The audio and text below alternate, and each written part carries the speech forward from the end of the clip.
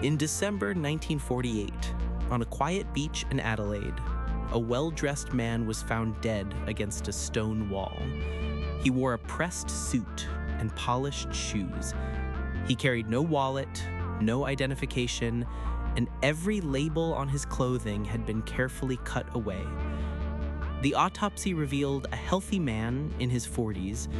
Poison was suspected, but no toxin was ever identified. His fingerprints matched no living person on Earth.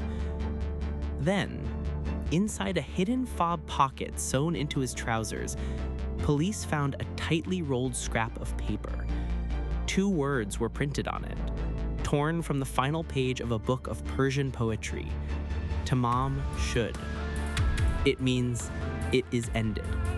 Detectives searched every copy of that book in Australia. Months later, a doctor found the matching original tossed into the backseat of his unlocked car, parked a few streets from the beach. Inside the back cover, in faint pencil, was a handwritten code. 5 lines of scrambled letters that no cryptographer, then or now, has ever cracked. Also written there was a phone number.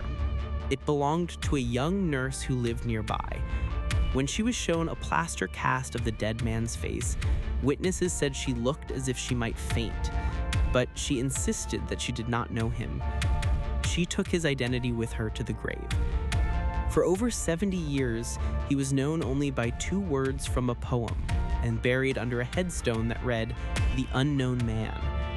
Then, in 2022, an Australian scientist exhumed the body.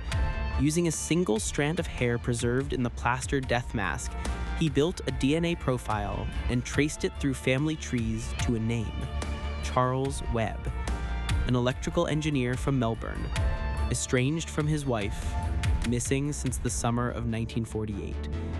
But the questions have only deepened. Why was he there? What did the nurse know? Who wrote the code?